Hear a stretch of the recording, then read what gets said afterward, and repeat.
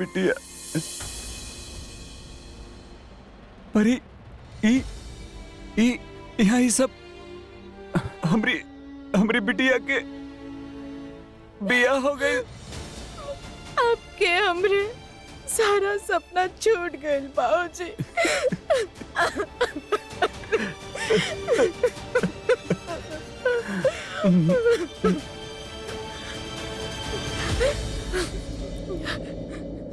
Role बंद कर बिटिया। तुम्हारी आंसू पत्थर के जैसन लागेला तोहरे बाबूजी के। ना ना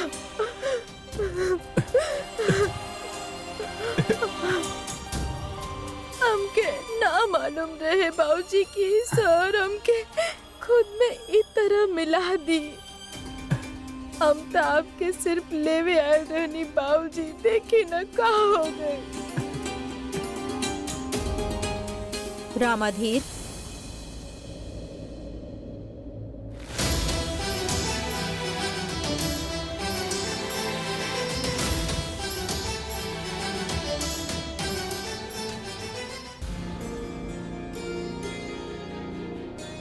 खम्मा गड़ी राजमाता। घणी खम्मा रामाधीर, जे भी भइल उ हमनी सब खातिर एगो बड़ा झटका बा। हमनी में से केहू भी स्थिति खातिर तैयार ना रहे, लेकिन अब जे सामने बा ओकर त मान हमनी के रखे के होखी ना। आप त रजावत परिवार के रीति रिवाज से अच्छा तरह से वाकिफ बानी कि हमनी अपन रस्म खातिर कितना पाबंद बानी।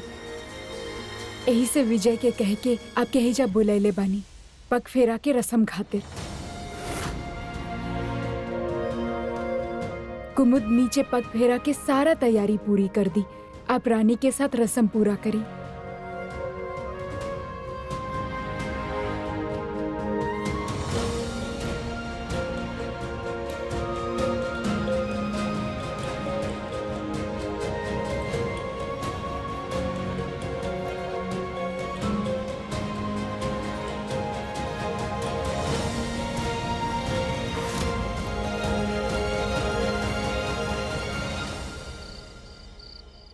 हम जानत बानी बाबूजी की राजमाता की इज्जत के वास्ते आप कुछ बोल ना पैनी, पर हम ना उनका मना कर दे। हाँ, ये रस्म उसम करे के कोनो जरूरत ना है। आपके पता बा कितना रस्म करायल जात बड़ी उ कब से। पहले हम डरल रहनी, अकेले रहनी तो कुछ बोल ना पैनी, लेकिन अब तो आप हमरे साथ बनी ना, तो अब हम ना उनका मना कर दे। हाँ, अरे बिटिया, ऐसा ना हो सकेला। नहीं हो सकता माने का बोलत बानी बाबूजी? अरे बिटिया, अब राजमाता जोन बोली हैं उस सही तो बोलनी है। तोहार और कुंवर सा के बियाह भइल बा, अब निभावे के तो पड़ी बिटिया।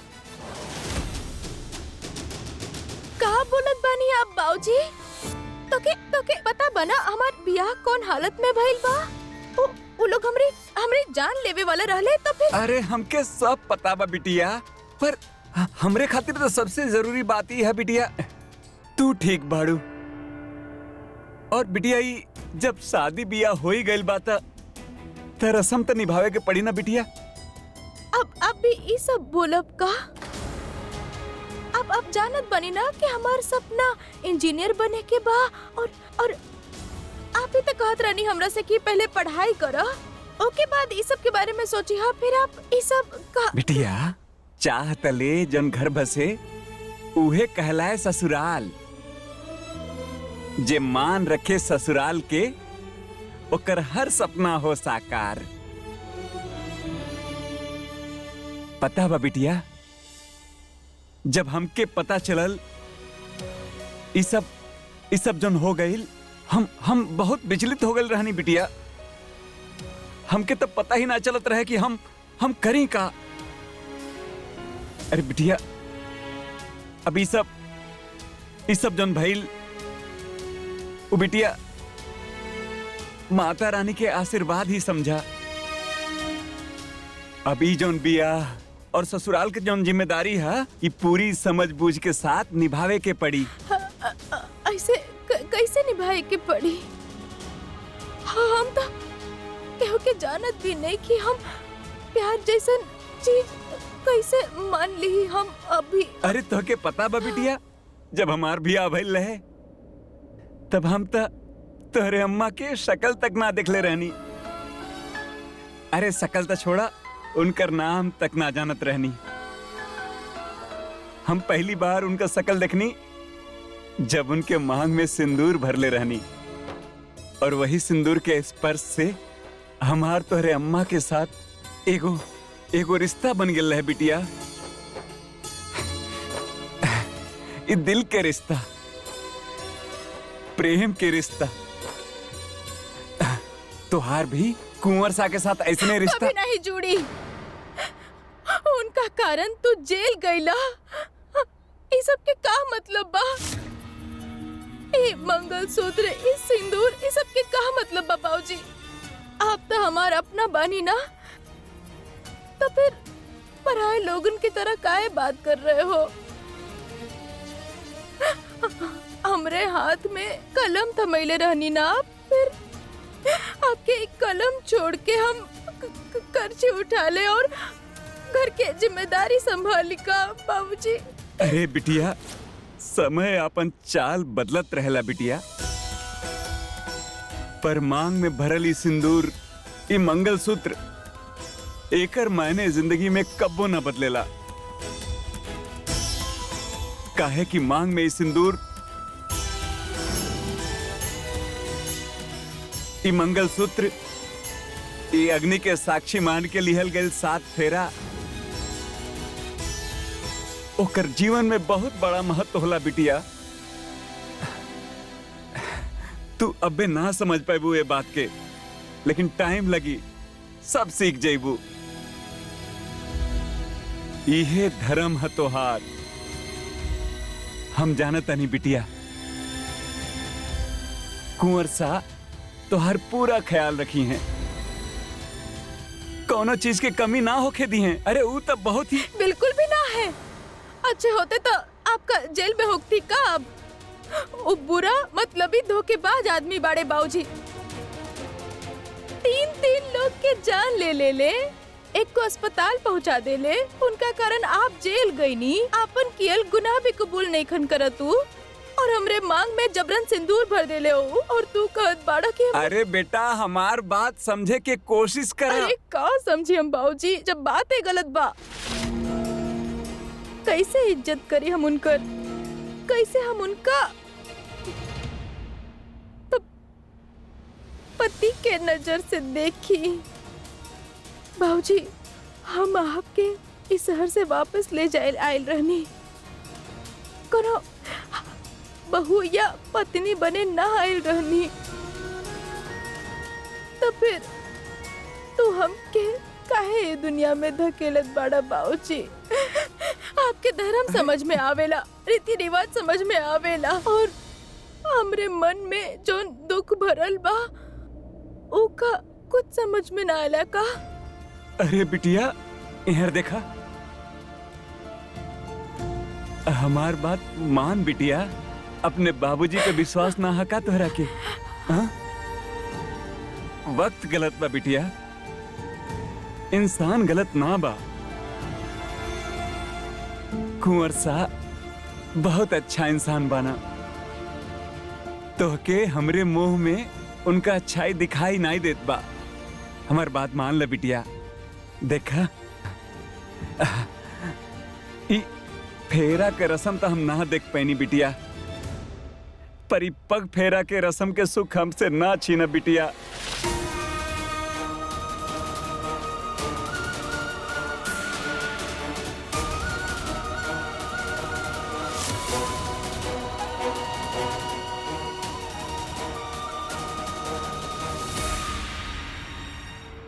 आई आई आई साले साहब,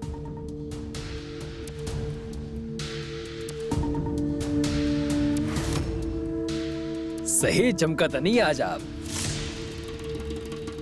ओ अच्छा अच्छा अच्छा, अपन ससुर जी के वेलकम खातिर इतना टिप टॉप बन के आइल बानी। Nice nice. पर एगो बात समझ में नहीं आवत,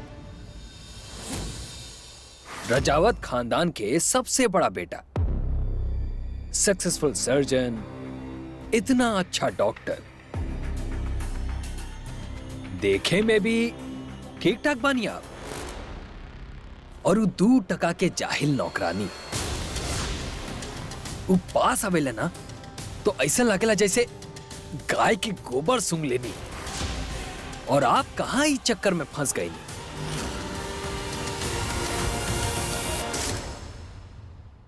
माफी चाहता नहीं।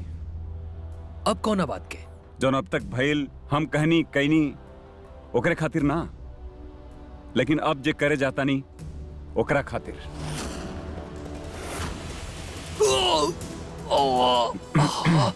चिल्लावे के कोशिश भी कैला ना, पैर के 26 हड्डी, 30 जॉइंट्स और 100 से ज्यादा जो मसल्स बाना सब तोड़ के हाथ में दे दे। और हाँ, इस साला साहब कहा नंदिनी से अब तक शादी ना भइल बा तोहार। मेहमान हवा, मेहमान की तरह रह के सीखा, औकात में रही अपने। एक हार्ट सर्जन हई हम, लेकिन किडनी निकालल भी जाने नहीं। ओकर बहुत रिक्वायरमेंट आवेले हॉस्पिटल में, समझ में आ गइल होई।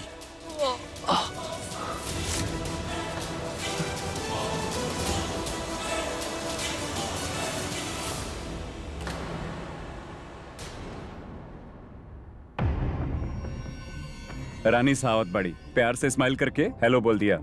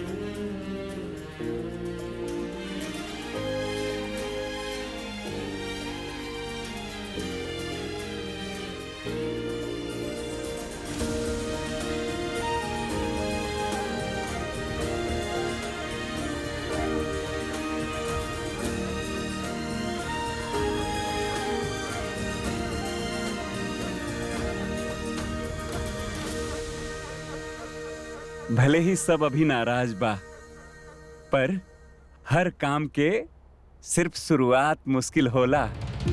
टेम सब कुछ ठीक कर देला बिटिया। हमके केहू के नाराजगी या खुशी से कोनो फर्क ना पड़ेला। हमके केवल आपके आजाद कराए के बा और वो रात के सच जाने के बा। अरे वो रात के सच वो रात के अंधेरा में खो चुकल बा। अभी दुर्घटना के बाद केहू और के साथ कैले के जरूरत ना बा, और ना ही हमरे साथ। ठीक बा? हमका माटी का बर्तन है का? और तू सब कुम्हार जे के जब जैसे मर्जी चाहता हमके ढाले की कोशिश करता। अब कहे नहीं, बात ना करा। वो डॉक्टर साहब कहले सवाल मत पूछा।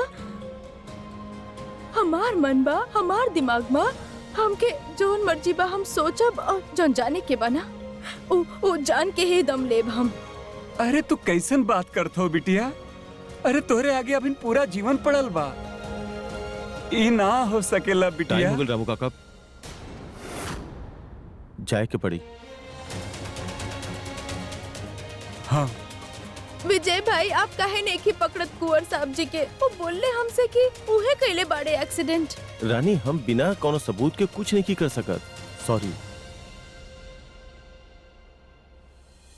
देख बिटिया, कुंवर साहब बहुत अच्छा इंसान हुआ। एक बार थोड़ा शांत मन से धीरज रख के उनके देखा, तोहरा भी उनकर अच्छाई दिखाई देवे लगी। अच्छा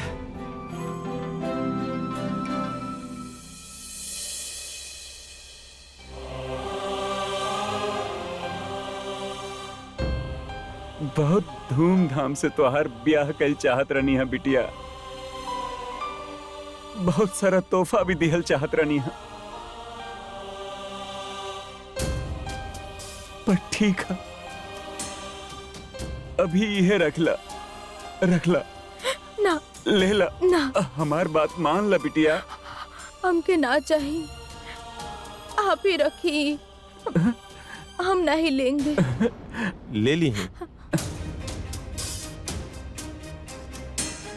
जेल के रसोई घर में काम करके कमैले बाड़े ही, प्यार बनकर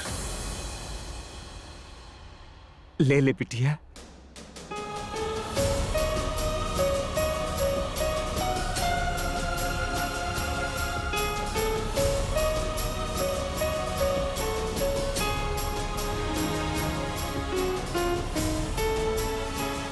नेक नाही, आपके मेहनत के कमाई समझ के ही रख रहल बानी। संभाल के रखब बाबूजी। जब रामाधीर किराना स्टोर खोलब ना, एकर ट्यूबलाइट फिक्स कराइब हम।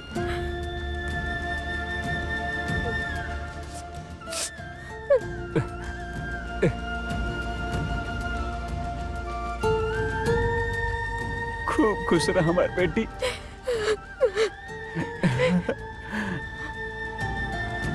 अपन ख्याल रखिए। देर हो रहा बा रामू काका, चले के पड़ी। चलत है बिटिया।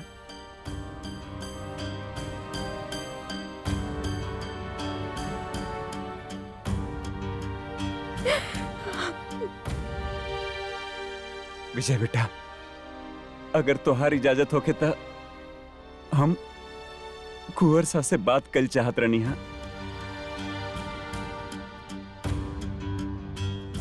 शुक्रिया।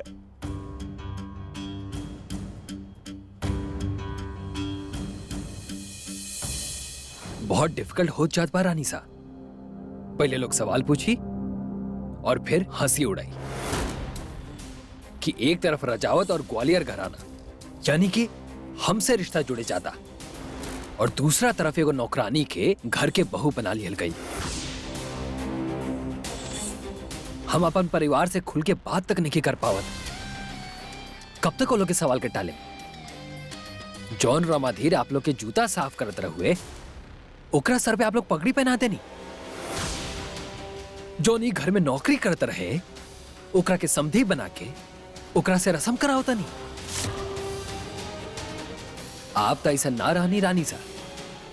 कहां गई आपके गुस्सा? ये घर पे आपके होल्ड कब खून खोली आपके? वो 2 टका के नौकर और ओकरा बेटी के इतना सस्ता में छोड़ दे आप? और हमरा पूरा यकीन बा रानी सा, जे तरह के आपके शख्सियत बा, आप जरूर ऐसा कुछ सोचें कि रानी के घर में सांस लेवल भी दूभर हो जाओ और ये दोनों बाप बेटी खुदे परेशान होके एक जैसे दूर चल जाओ।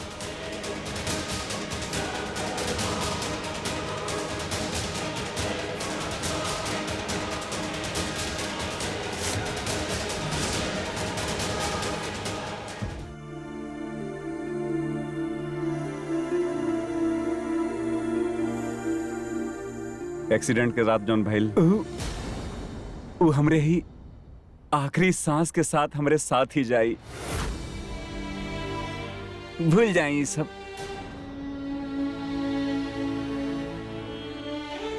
कुंवर साहब, आज आपके सामने आपके रामू का नाम एक बिटिया का बाप आपसे मिले आयल बा। वो कहा हमार बिटिया जोन है ओके सिर्फ नाम रानी ना है, ओकर मन, ओकर सोच, ओकर इच्छा शक्ति एकदम एकदम एक नंबर है। माफ कल जाई, तनी भावुक होता नहीं। वो कहा कि इतना समय के बाद आपके दिखनी, अब तो रिश्ता भी बदल गया बा। तो थोड़ी थोड़ी जुबान लड़खड़ा रहल बा हमार।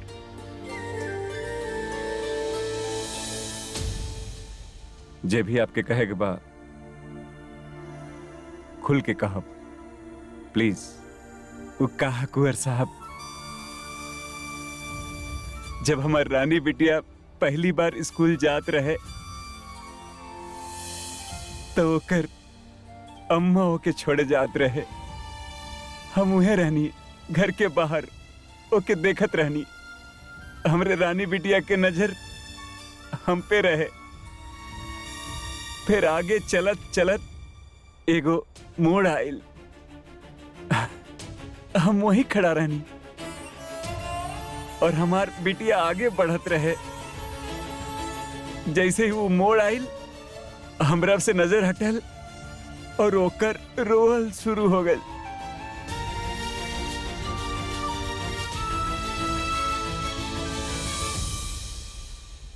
आजू मोड़ बन के आ पहल बानी कुंवर सा।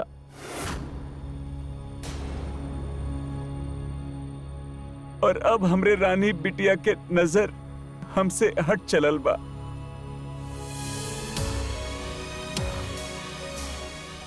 पर हमके विश्वास बा कि ई बार ई मोड़ हमरे बिटिया के आंख में आंसू तक ना आवे दी। अरे आंसू का ओकर आंख नम तक ना होके दी। भरोसा बाप पर। बोली न कुंवर साहब, रखब न ख्याल। बस एगो बिनती बा, हमरे बिटिया के ख्याल रखब। वो कहा कि हमार बिटिया बहुते भोली बिया। वो कहा कि ये दुनिया का जन खराबी है ना, वो ओकर मासूमियत के छीन ना पौले बा बहिन ले।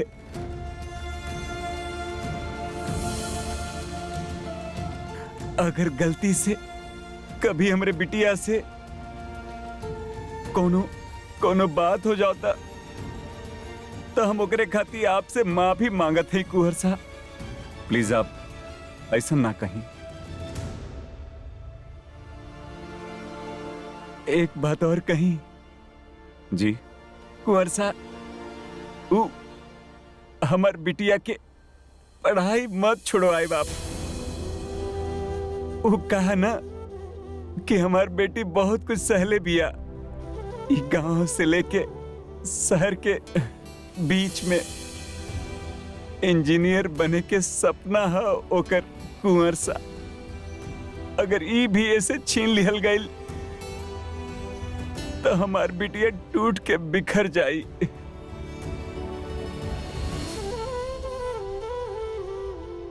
ऐसा ना हुई, हम वादा करता नहीं आपसे।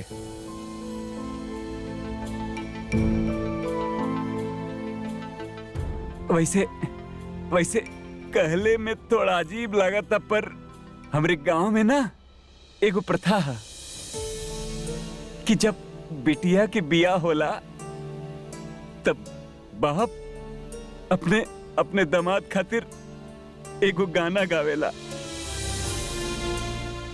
अगर आपके इजाजत होके तो गाई।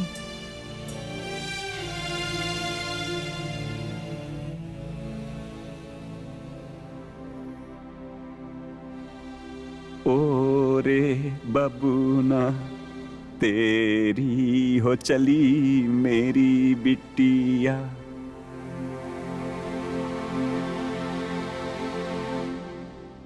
गुजरा कल इस बाप का, अब आज मेरी बिटिया। खुश रहे हर हाल जीवन, तू रहे संग साथ जीवन। मुश्किलों में हाथ थामे रहेगी मेरी बिटिया। ओ रे बबूना तेरी हो गई मेरी बिटिया। ओ रे बबूना तेरी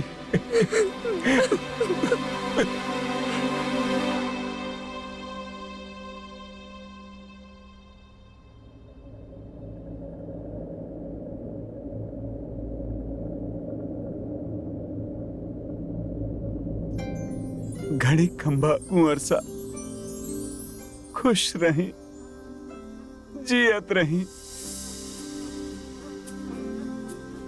हाय, अब ना ना प्लीज उठी मत, रिलैक्स। ये बुके तोहरा खातिर। Thank you. बैठा ना।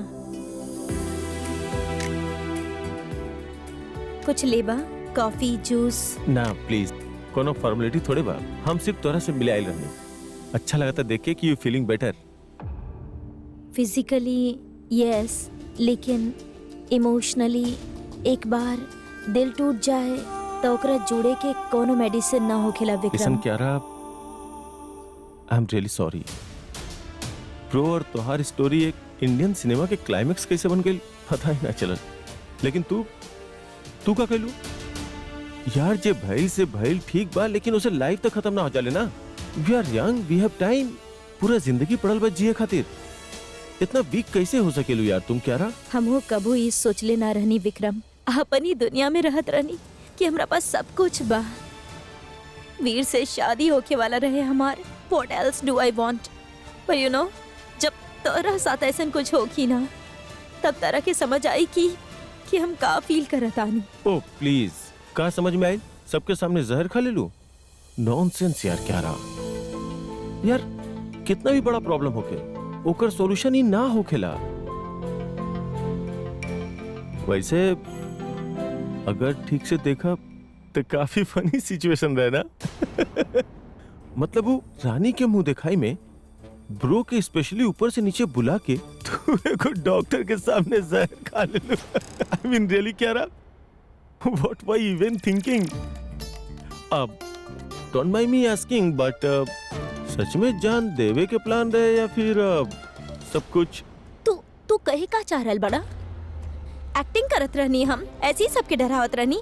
यही कहे चाह रहल बड़ा ना तू? हम कहाँ कर रहल बानी तो तू कर रहल बड़ू। हम तो खाली तोहर सोच समझल चाहता नहीं। अब देखा हम लॉयर बानी क्या रहा, ऐसा केसेस आवत जात रहेला है ना, तो हम तोहर सोच के समझ के अपन एनालिसिस करत रहनी, प्रैक्टिकल। हाउ स्टूपिड। हमरा लागल तू जेन्युइनली हमार हालचाल पूछे आइल बाड़ा, लेकिन तू एनीवे विक्रम, तोरा के अभी जाए के चाहिए यहाँ से। हमार वैसे भी तबीयत ठीक नहीं है एंड आई कैन टॉक मच। ओके फाइन, तो हम चलता नहीं। कुछ देर और रुक जाती ना बाबूजी, थोड़ा देर और। बिटिया, अगर और ज्यादा रुकनी तो गहिल बहुत मुश्किल हो जाए। बिटिया तू अपन ख्याल रखिए, हाँ? और हमार चिंता छोड़ दा, अब हम ठीक बानी। वैसे तू खुश रहा बेटा, हाँ? आप कुछ खैनी भी ना, पानी भी ना पीनी। हम आपके खातिर पानी लेके आवा तानी। हाँ, 1 मिनट अभी आई नहीं। विजय बेटा, ओ राजमाता बोले बानी कि रामू काका के थोड़ा देर और रुके के पड़ी। एगो रसम अभी बाकी बा। अब काकी ऐसे कैसे जाए के पड़ी? रूल बा। हाँ, पर राजमाता कहले बानी विजय। ठीक बा, राजमाता कहले बानी तब उनका आदेश कैसे टाल सकता नहीं। आप कर ली ही रस्म।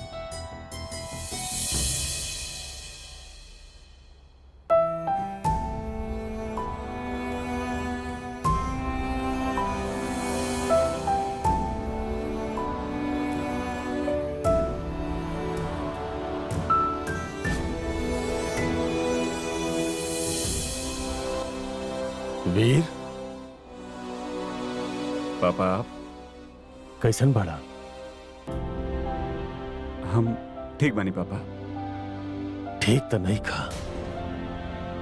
देखा, हम जानता नहीं कि पिछला दिन जौन कुछ भी भइल ओकरा बाद हम तोहरा से ठीक से अकेले में बात ना कईनी, लेकिन हम का करते हैं, हिम्मत ही ना होत रहे।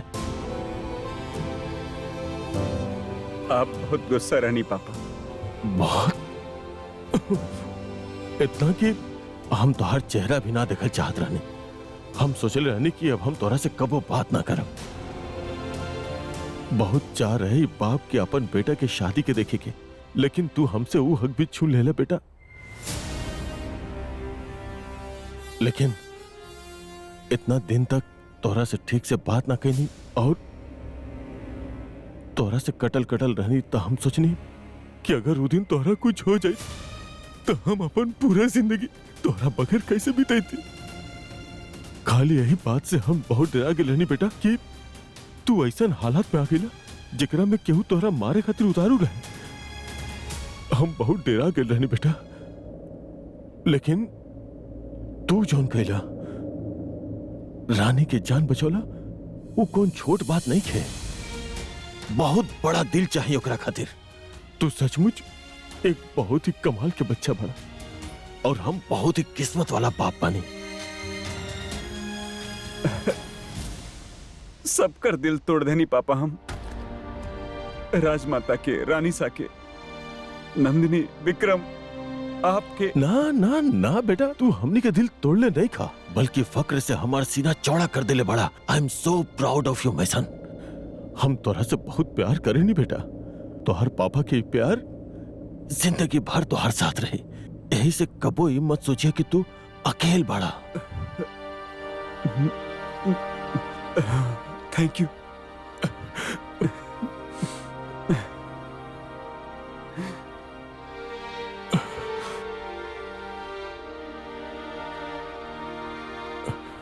थैंक यू पापा। दिग्विजय, वीर, सब ठीक था बाना? जी राजमाता, सब ठीक। दिग्विजय, राजेश्वरी कहाँ बिया? वो कहीं नजर ना आ रहल बिया। काबिल मसा कोनो अर्जेंट काम रहे? वो काबा के रामू हमार मतलब समधी जी आयल बानी। उनके आरती उतारे के बा और रस्म के मुताबिक राजेश्वरी ही उनकर आरती उतारी। फोन लगावा। हम फोन करते हैं। हम फोन लगैले रहने, लेकिन वो फोन ही ना उठा रहल बिया। हमार त जी घबरा रहल बा। एकरा से पहले राजेश्वरी ऐसन कबो ना कैलस। कुमुद कभी हम कहले बानी देखे खातिर। राजमाता, वो हम रानी सा के सब जगह देख लेनी, वो कहीं ना मिल रहल बानी।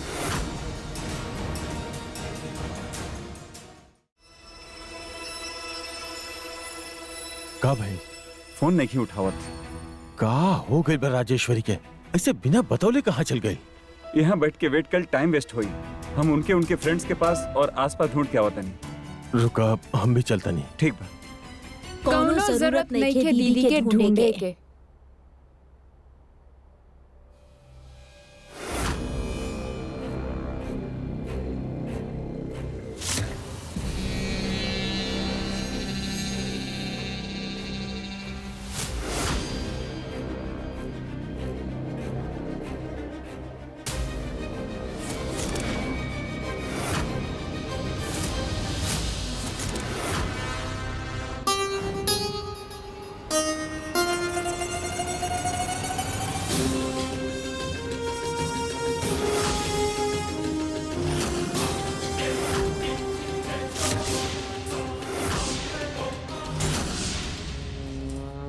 मासी साहब,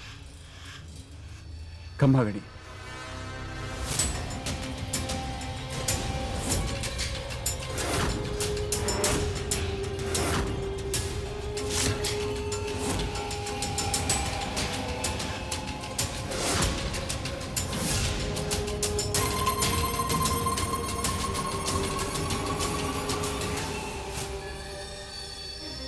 जी हम पद्मिनी सिंह शख्तावत आ गइल बानी गंदगी में हाथ डाल के गंदगी के साफ करे खातिर।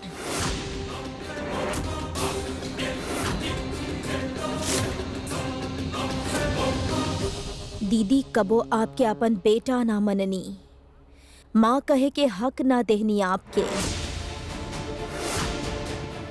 लेकिन वीर, हम हमेशा आपके मासी वाला फीलिंग देनी, हमेशा मासी होके के कर्तव्य निभाईनी। लेकिन आज एक बार फिर आप हमार दीदी के दिल के चोट पहुँचेले बानी और आप अपनी पद्मिनी मासी से भी बहुत दूर हो गई बानी। आप पद्मिनी, आप एजा अचानक? गोड़ लगातानी जीजाजी। घणी खंबा। राजमाता गोड़ लगातानी। घणी खम्मा पद्मिनी। पहले तो हम आपसे माफी मांगे चाहब। वीर के विवाह उत्सव में हम आ ना पैनी।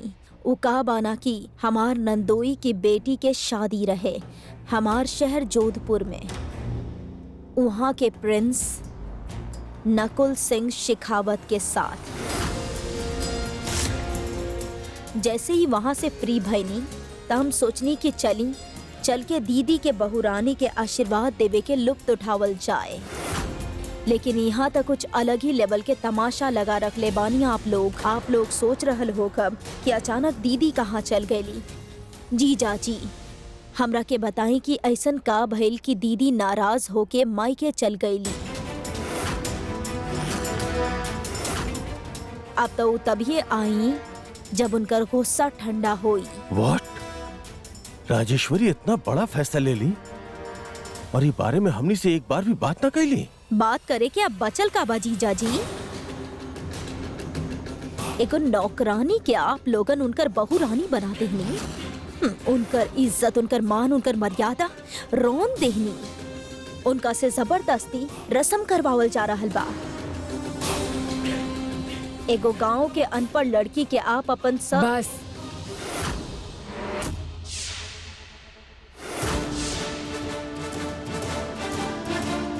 बस पद्मिनी बस।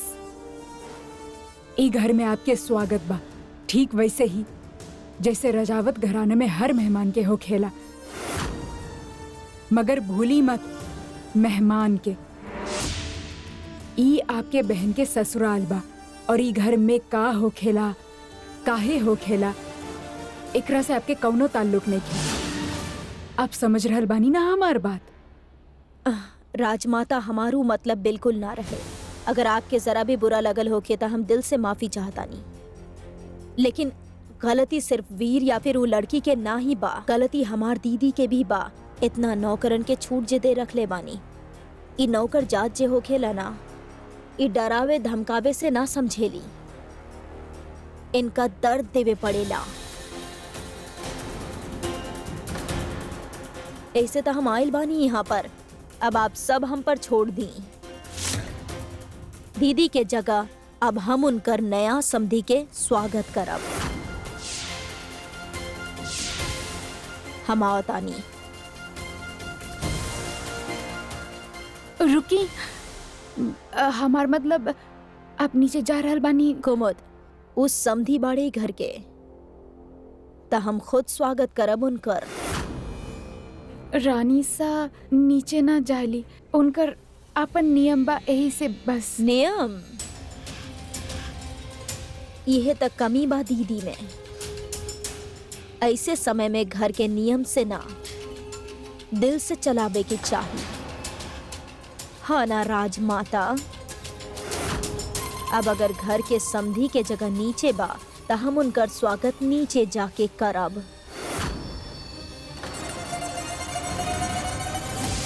और ऐसन स्वागत करब उन नौकरानी और ओकर नौकर बाप के कि वो दोनों कबो भी अपन औकात ना भूली हैं और हमेशा याद रखी हैं कि नौकरन के जगह मालिक के जूती के नीचे ही हो खेला।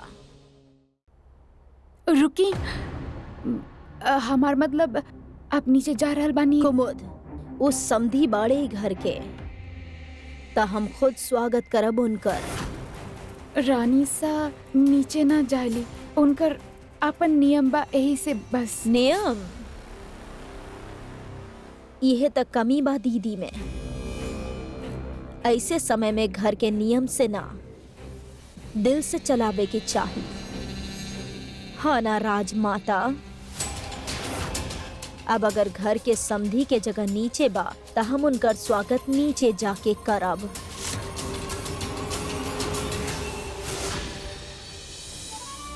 पानी लावा बिटिया, प्यास तो बहुत लगल है। रामू,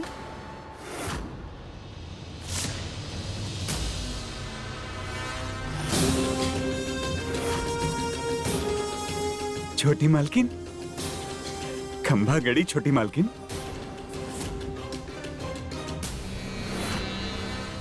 हम तो सुन ले बानी की तरह यहाँ पर बेटी के ससुराल के पानी तक ना पियल जाला।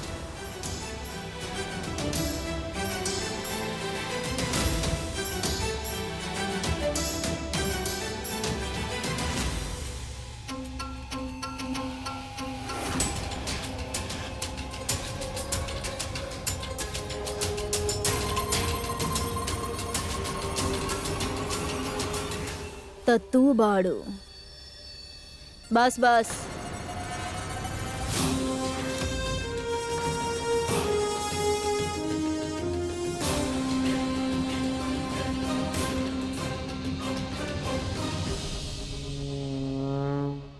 तरक्की हो गइल बा तोहार रामू।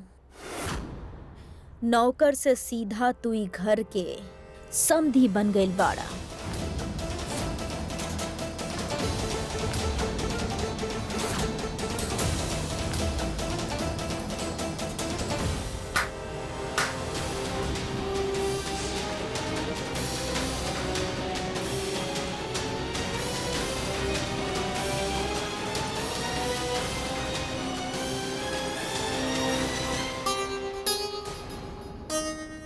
जड़ बबूल के और फल मीठा, आम और नारंगी।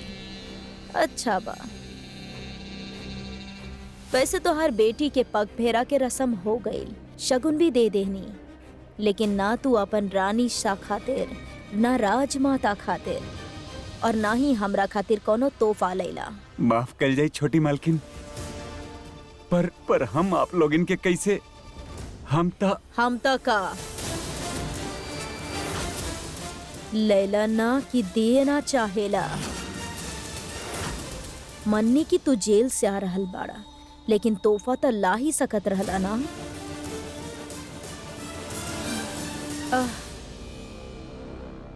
देखा जरा हमार सैंडल कितना गंदा हो गइल बा। दूर से आइल बानी ना, जल्दी से एकरा साफ कर दा।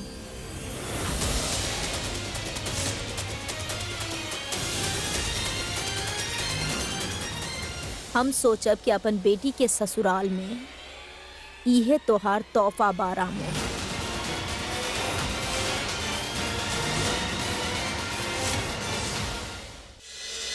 जी छोटी मालकिन।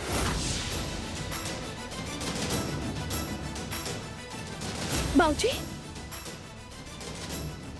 सर का हिलावत बानी, ये सब आप कुछ ना करब। हाँ तू बीच में मत आवा रानी, ये हमारा फर्ज है।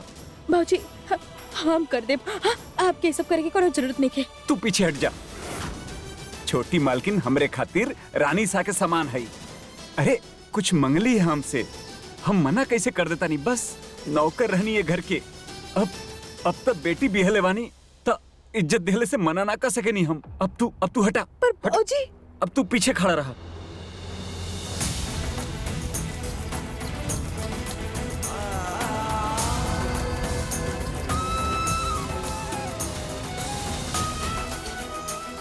पैर रखी।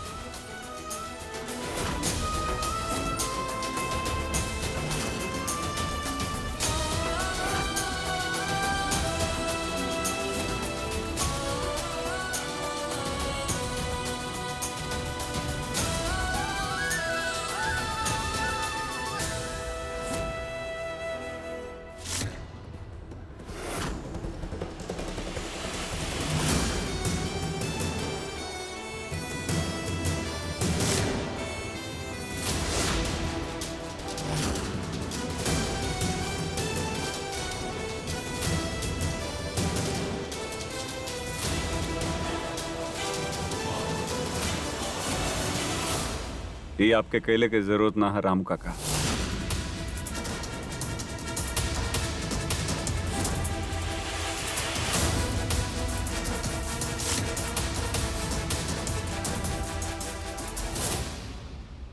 दीदी बतैले त रहली हमरा के, पर आज आपके देख के समझ ले बानी कि कितना बदतमीज हो गइल बानी आप। ई हमार परिवार के संस्कार नहीं खे वीर। एगो नौकर और मासी मालिक। साहब,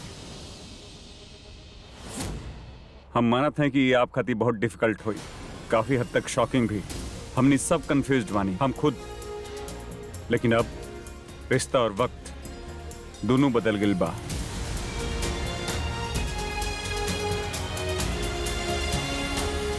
रियली रिश्ता और वक्त। आई एम इम्प्रेस्ड वीर, इतना सीरियस कैसे हो गईला तू?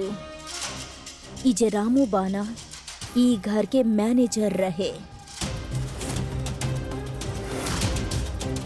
बहुत बड़ बड़ बात करे लग गए बाड़ा वीर। रिश्ता, वक्त, शादी के कुछ ज्यादा ही असर हो गई बा आप पर। यंग बानी आप, चिल करी। बड़न के बाद बड़न के संभाले दी। और वैसे भी ई सब बातन के दिल से ना लगावे के चाहिए आपके। और हाँ, दिल से याद आयल, बहुतन के त दिल तोड़ भी चुकल बानी आप। दिल के ही डॉक्टर हैं मासी साहब, ओके जोड़ल भी जाने नहीं। आप चाहें तो रानी सा से भी पूछ सके नहीं कि रामू काका ये घर खातिर का मायने रखे ना। अच्छा,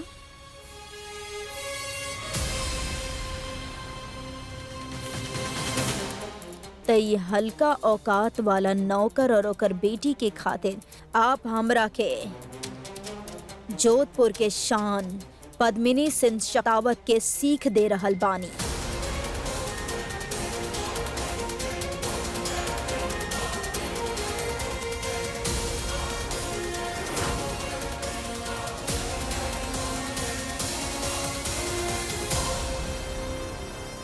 और हाँ वीर, अब हम आ गइल बानी यहाँ ई घर में केकर का औकात बा और का हैसियत बा, एकर फैसला हो जाई। Wait and watch.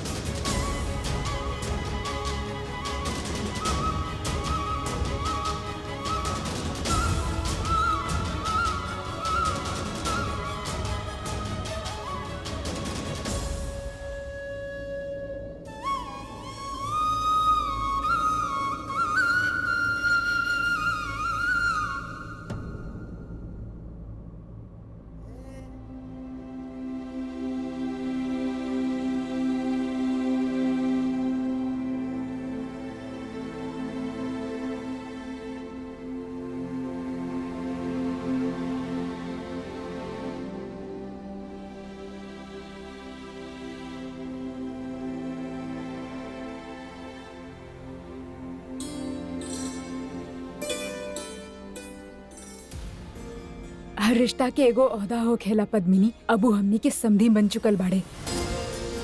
अब उनकर मान रजावत परिवार के हर सदस्य के रखे के ही पड़ी, चाहे वो हमनी के घर में रहत होखे या बाहर से आयल हुअल चंद दिन के मेहमान होखे।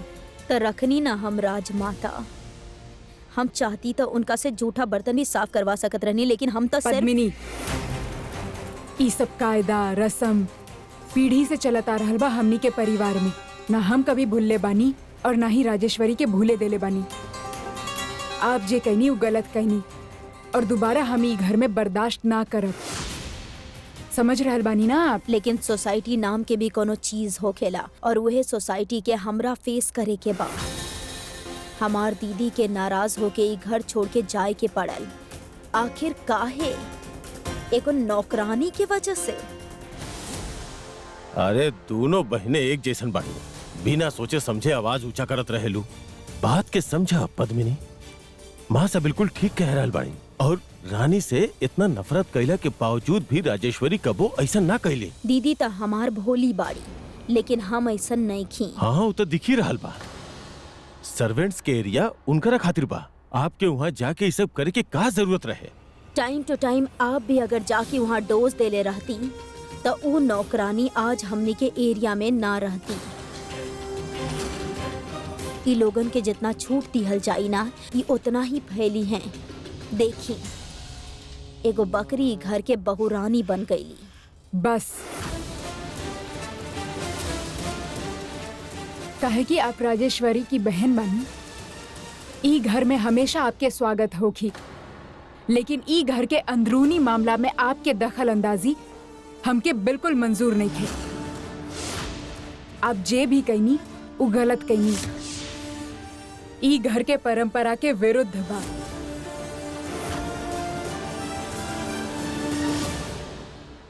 और हमार दीदी जे घर छोड़ के चल गईली, उस सही बा राजमाता। हम भी ना चाहत रहनी कि वो घर छोड़ के चल जाए। जितना परेशान ऊ बानी उतना ही परेशान हम भी बानी। अगर जाए से पहले एक बार राजेश्वरी हमरा से बात कर लेती ना, तो हम ओकरा जाए के इजाजत ही ना देती। आप प्लीज जाएं और राजेश्वरी के समझाएं कि वो घर वापस आ जाए। दीदी इतना आसानी से वापस ना आवे वाला बाड़ी। जब उनकर मन करी ना वापस आवे के जीजा जी, तो आपके एगो लंबा लिस्ट भेजी है वो, और वो लिस्ट में जौन लिखल बाना वो सारा बात आपके माने के पड़ी। खैर, जब तक दीदी ना आवेली, हम बानी घर में। ई घर के बिगड़ल सूरत के ओकर उहे पुराना सीरत से मिलवावे खातिर और बचल कुचल रस्म निभावे खातिर। काहे राजमाता, दीदी के अपन समधी के आरती उतारे के रहे त हम उतार देता नहीं। मासी भी तो माँ समान ही हो खेली ना। कमोद, जी कहीं आरती के थाली लेके आई। हमरा अपन समधी जी के आरती उतारे के बाद। जी।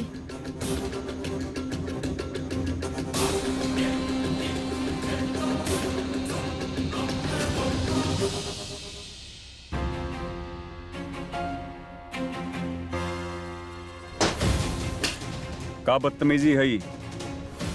नॉक करे के ना जाने नहीं आप? कौन पूछ रहल भाई सवाल?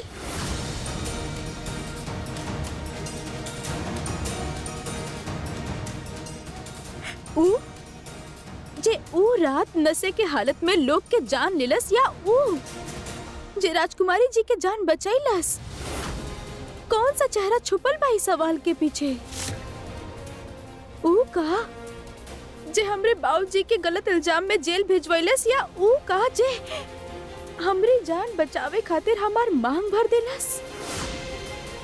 पिछला एक हफ्ता से अभी पिछला 5 मिनट तक हम आपके 25 रूप देख चुकल बानी।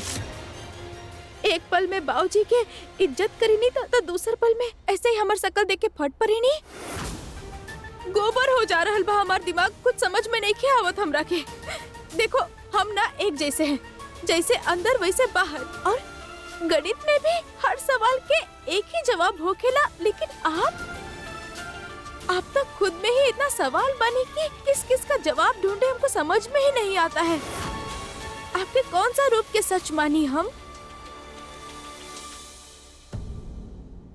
और आप अलग होती और इस ससुरा शादी के फंदा हमार गला में ना हो, कितना था हमको कोनो फर्क ना पड़े। अब जैसे रहे के बाद रही, खुश रही, हमरा के का, पर अब तो हम आपसे बन चुकल बानी ना। हर दिन आपके ही चेहरा देखे के बाद हमके तो आप ही बताई कि हम कहाँ समझी। ई सब जे बा उस सच बा, या आपके कोई दूसरा नकाब बा? अरे अब तो बता दी ना हमके कौन सा रूप के सच मानी हम आपके। शैतान।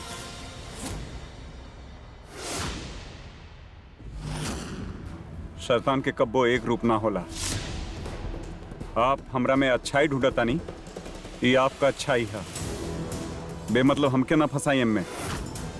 बुरा है हम आपके सामने खड़ा बानी। अगर आपके सच कड़वा लागता, ये बात के माने में आपके तकलीफ होता, तो ये आपके प्रॉब्लम है। आप डील करिए एकरे साथ। हमरे सामने ही ड्रामा कैले के कोनो जरूरत ना है। हई हम गलत।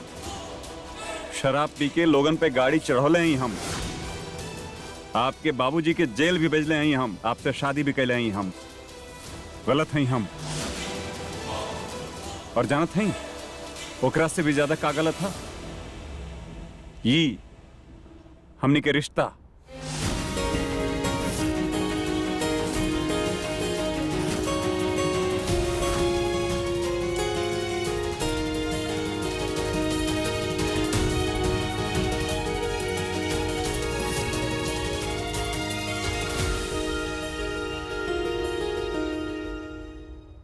इली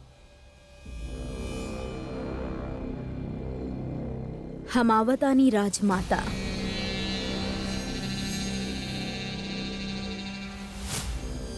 दोनों बहन एक से बढ़कर एक बाड़ी। हम खुद राजेश्वरी के वापस लेके आई। आप बिल्कुल सही कह रहल बानी दिग्विजय। आपके राजेश्वरी के वापस लेवे जाए के पड़ी, लेकिन अगर हमार बात मानी तो थोड़ा समय बाद। मासा तब तक बहुत देर हो चुकल होखी। तब तक वो शांत हो जाए, ओकरा थोड़ा वक्त दी, धैर्य रखी दिग्विजय। आई डोंट नो, हमरा कुछ ठीक नहीं लगत। चिंता तो हमके भी हो रहल बा, लेकिन राजेश्वरी के ना, पद्मिनी के। ओकरा स्वभाव से बात और रिश्ता दोनों बिगड़ सकेला। उ कोनो भी नियम कानून से ना चलेली। उ खुद के नियम कानून बनावेली, जेकरा बारे में पहले से सोच पावल नामुमकिन बा।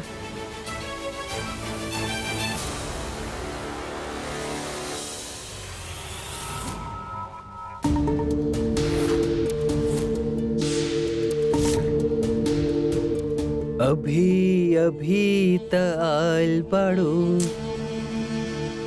बहार बन के छाइल बाड़ू। इतना नाराजगी? प्यार से तनी गुफ्तगू ही तो करे आइल बानी भाभी सा।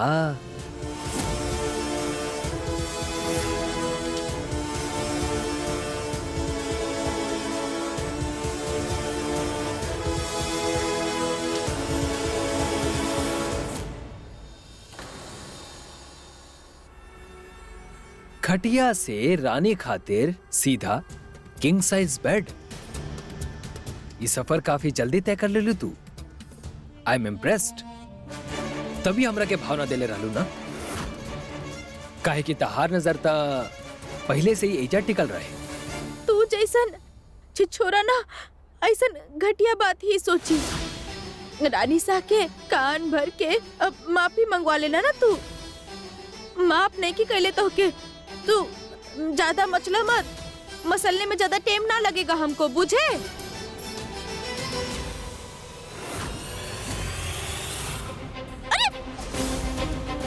घर के बहू रानी होखे वाला जवाई सा से ऐसा बात करे, शोभा ना देला।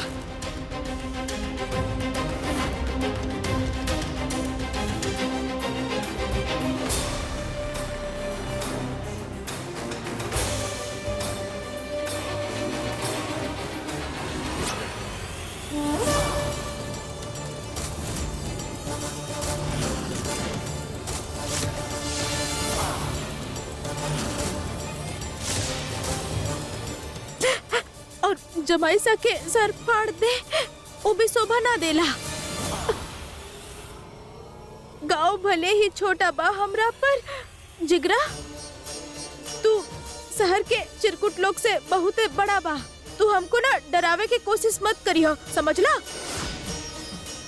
बस बहुत भइल, अब तारा के हमार असली रूप दिखावे के ही पड़ी।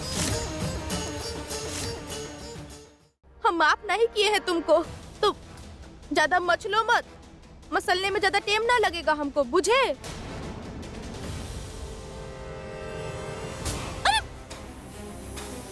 घर के बहू रानी ओखे वाला जमाई सासे ऐसन बात करे शोभा नहीं खेदे।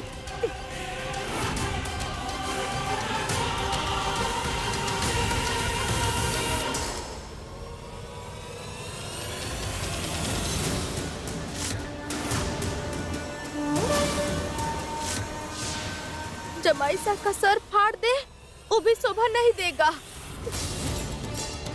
गांव भले ही छोटा बा हमार, पर जिगरा तुम शहर के चिरकुट लोग से बहुत बड़ा बा। तू हमके ना डरावे की कोशिश मत करियो, तू समझ ला।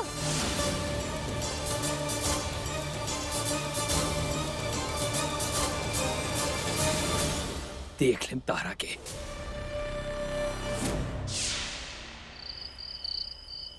रामू, छोटी मालकिन, आरती उतारे आयल बानी तहार।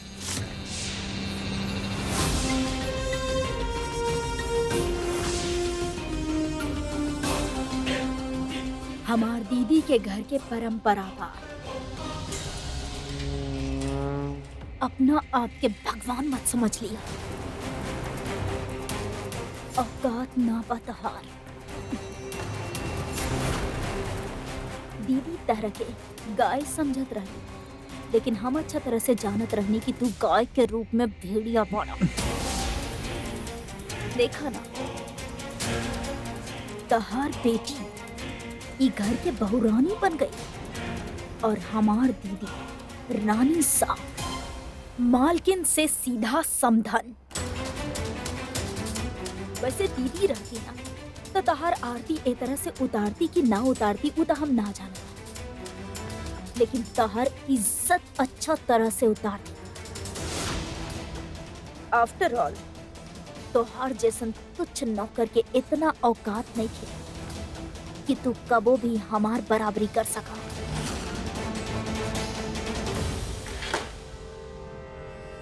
खैर, एगो बात तो बतावा, आखिर ये प्लानिंग तू कब से कर रहल बाड़ा? जी हम आपके कहले के मतलब ना समझनी। अरे रामू, डरे के बात नहीं खे।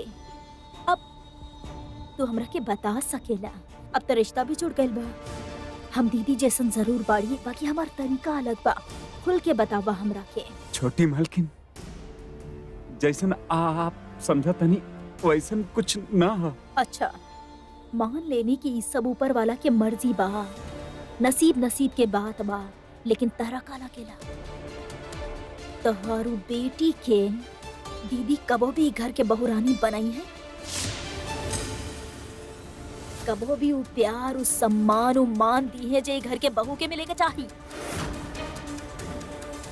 अगर उनका ऐसा करे के होकर तो वो रूठ के अपन पीहर काहे चल जाती?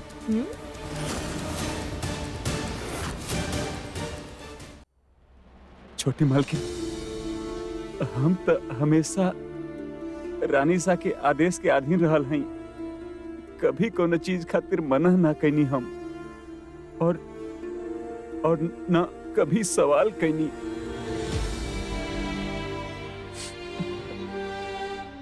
पर ये मेरी बात हमरे बिटिया के है। छोटी मालकिन, आपसे विनती करत हई, अगर आप उनकरा से बात करी ता वो शायद हमार बिटिया के अपना लें।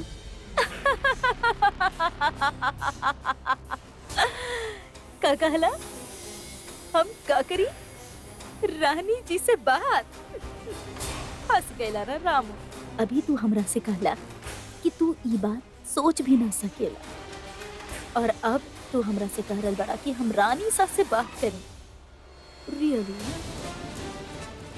गांव के बाड़ा वो कहावत तो तू सुन ले होगा, पैर उतना ही फैलावे के चाही जितना चादर हो खेला। बट यू ब्लडी सर्वेंट्स, तू छोट लोग, हैसियत तो हर रुमाल खरीदे के भी नहीं के, और सपना देखेला तू मखमली कंबल में सूते के।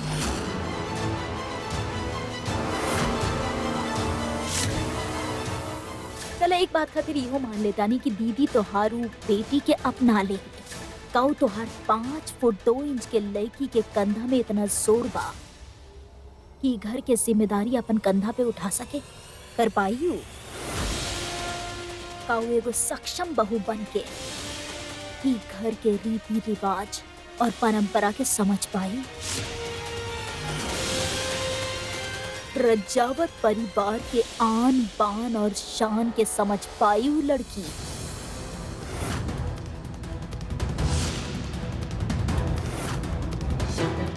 बोला रामू, इतना हैसियत बा तोहार बेटी के?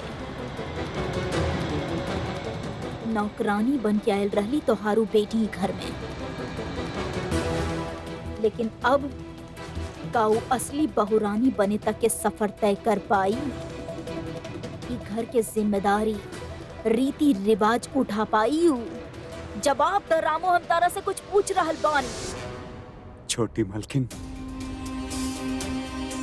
हम जानत हैं कि हमार बिटिया हर रस्म, हर परंपरा, हर जिम्मेदारी के बहुत बखूबी निभाई।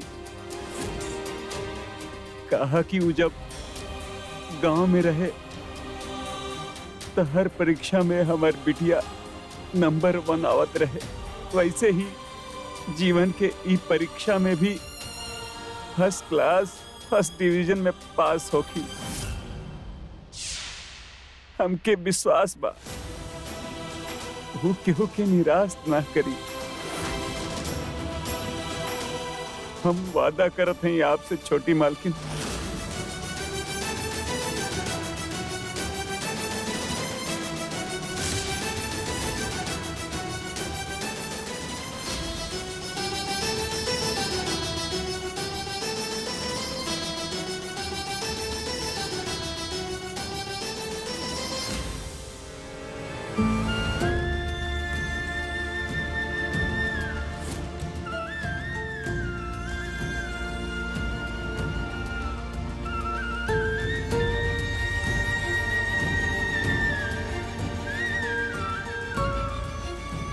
बाऊजी, कहाँ भाई? बिटिया हमके माफ कर दे। हम तो से बिना पूछले छोटकी मालकिन से वादा कर देले बानी। कैसन वादा? कि तू एक घर के बहुरानी बन के दिखाईबू।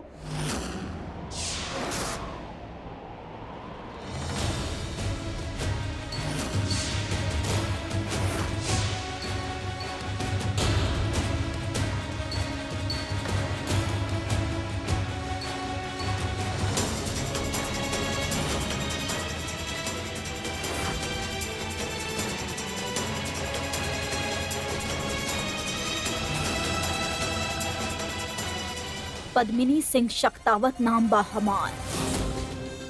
कमल पर बैठल बैठल होकर नीचे के कीचड़ के कैसे साफ करे के बा अच्छा तरह से आवेला हमरा के। दीदी के घर लौटे से पहले कि गंदगी के साफ करके ही मानब हम।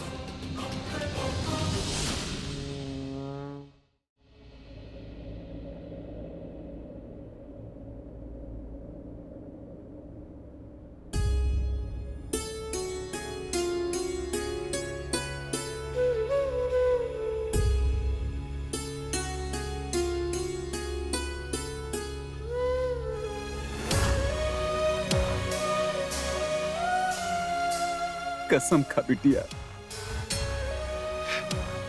कि हम जौन छोटकी मालकिन से वादा कैले बानी ओके पूरा करबू।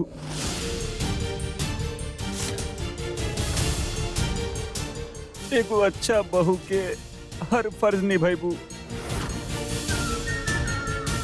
एक घर के मान मर्यादा रीत रिवाज परंपरा के दिल से पूरा करबू।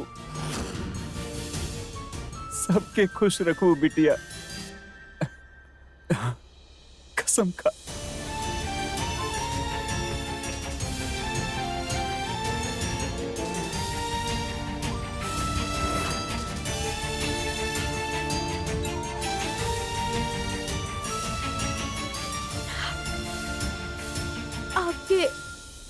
हर बात के पत्थर के लकीर मान पूरा करत आइल बानी।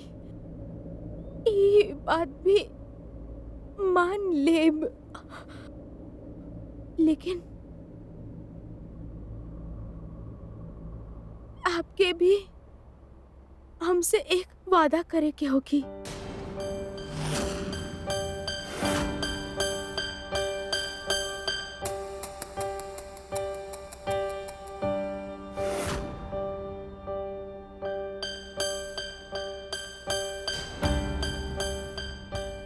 हम एक घर के बहुरानी बन के दिखाई, पर ओकरा बाद आपके हमार हर जिद पूरा करे के पड़ी बाबूजी। हम जे कहब वो आप करब, करी वादा हमरा से करब ना?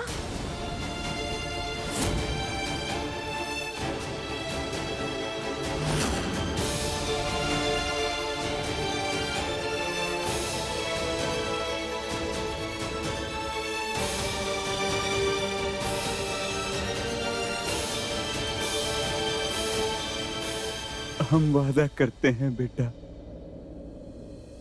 वादा करते हैं।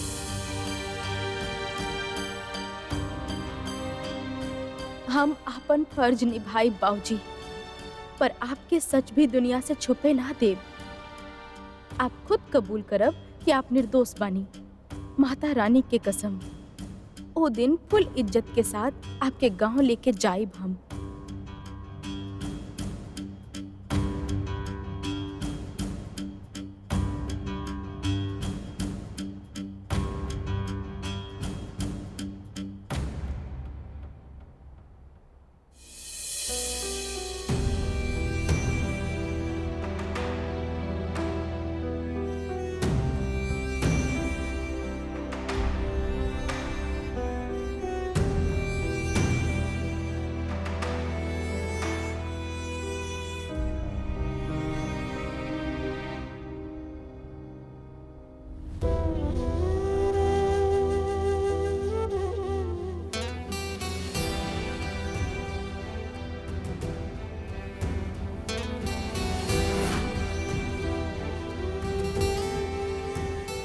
वादा तो हम कर दे बानी।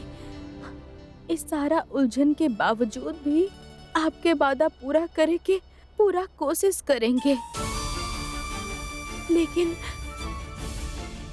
एक वादा हम भी आपसे करतानी। आपके आजाद कराए के मंजिल आज भी हमरे मन में अटल बा।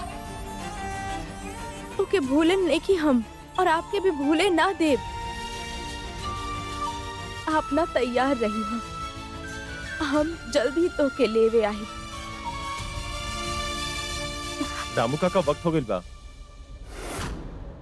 हमनी के चले के चाहिए।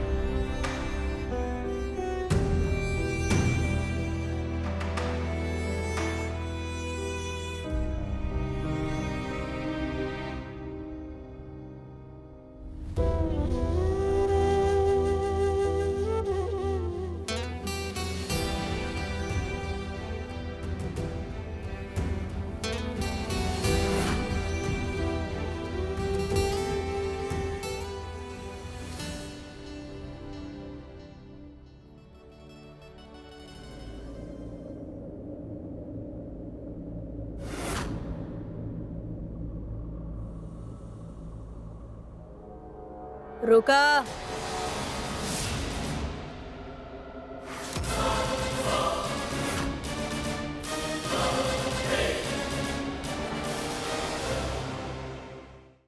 अब तक तू एक घर के नौकरानी रहलू, तो जब गलती करत रहलू तब सबके नजर में आवत रहलू। बाकी अब 24 घंटा सबके नजर तहरा पर रही। बा हैसियत हमनी से नजर मिलावे के हमार दीदी दौलत, शोहरत, पहुंच और आपन रुतबा के वजह से रानी बनी, और तुम सिर्फ नाम के रानी।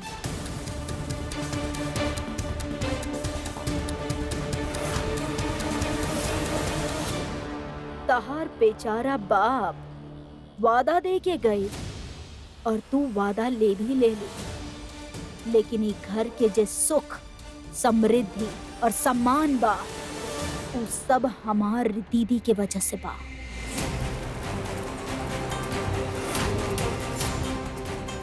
कर पाइबू उनकर बराबरी, ई घर के बहू रानी होके के जिम्मेदारी निभा पाइबू तू। हमार दीदी जे स्टैंडर्ड सेट कैले बाड़ी, ओकरा पार करना तका ओकर आस पास भी ना फटक सकेलू तू। चला अब तू वादा एक्सेप्ट कर ही ले लू। तई भी सुना,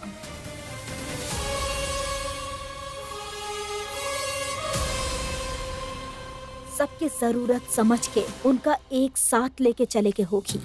हर रिश्ता निभावे के होगी, भले इज्जत मिले कि ना मिले। ई घर के हर नियम, कायदा, कानून समझ के ओकर पालन करे के होगी। ई कपड़ा पहने के ढंग, ई बाल, ई खाए पिए के तरीका सब बदले के होगी। ई परिवार के इज्जत, रुतबा और निष्ठा के कायम रखे के होगी, ठीक उहे तरह जौन तरह से हमार दीदी रखे। कर पैबू ऐसा? मालिक और नौकर के बीच के जे दूरी होखेला, उ लकीर के लान के तू एक तरफ ता आ गइल बाड़ू, लेकिन अब वो दुनिया पीछे छूट गइल बा। अभी गांव के गव्वार रजावत परिवार के गले के हार बन गइल बाड़ी। त तहरा ई घर के जिम्मेदारी के उठावे के होगी। बोला, कर पैबू ऐसन? तहरा अपन सोच के बदले के होगी, काहे कि नौकर के गलती तो माफ किया जा सकेला, लेकिन बहू एक गलती कैलस और मामला साफ। आज से रजावत परिवार के जिम्मेदारी के भार तू उठाई दे।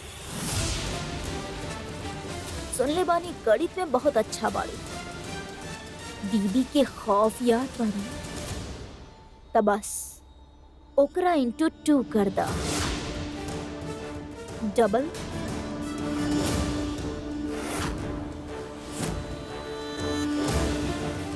बस उहे बानी हम, और अगर तू जरा भी चुक लू ना तो धक्का मार के तहरा बाहर के रास्ता दिखा दे।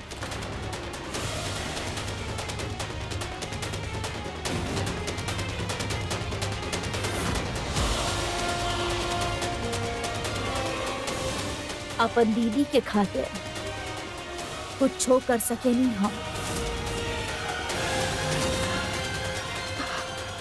ई मामला में हमने दोनों एक के जैसा बानी।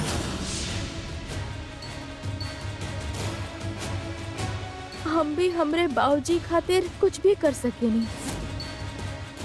उनका वादा कैले बानी ना, तो चौचक बहू भी बन के दिखाई। हम रानी सा के विरुद्ध नहीं थी, बस बाबूजी के ज्यादा करीब बानी। वाह, का बात बा। इज्जत इज्जत में सब कुछ बोल गई तू। हाँ, आई लाइक इट। अगर तू एक कर दिखैलू ना तो दीदी और हमारा आशीर्वाद मिली, और तोहारो गरीब बाप के इज्जत। लेकिन अगर तू चुक लू तब बिना कोनो सवाल करे अपनी ओवर स्मार्ट बकवास लेके नजर झुका के हाथ जोड़ के हमार दीदी और ओकर घर से दफा हो जाए तू।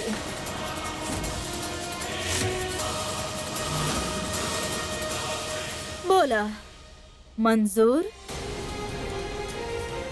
कसम खा बिटिया, कि हम जौन छोटकी मालकिन से वादा कइले बानी ओके तू पूरा करबू, एगो अच्छा बहू के हर फर्ज निभाइबू।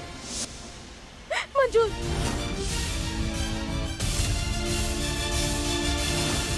बड़ा हिम्मत बा, एक के बार में मंजूर। लेकिन असली बहू रानी बने के परीक्षा तहरा बार बार देवे के होगी। तहर गरीब बाप बतेले रहल कि तू फर्स्ट क्लास फर्स्ट आवेलो, लेकिन शायद ओकरा ही ना पता कि हमार कक्षा के सिलेबस हम डिसाइड करें और मार्क्स भी हम ही देवे। और गलती करे पर, हथेली पर कस के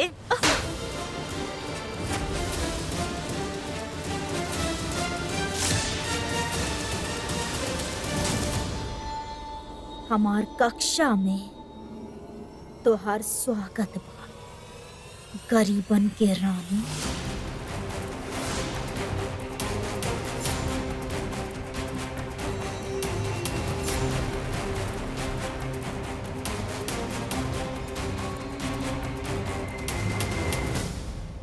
हे माता रानी, ए रानी सा के छोट बहन बाड़ी पर उनका से भी ज्यादा खतरनाक बाड़ी।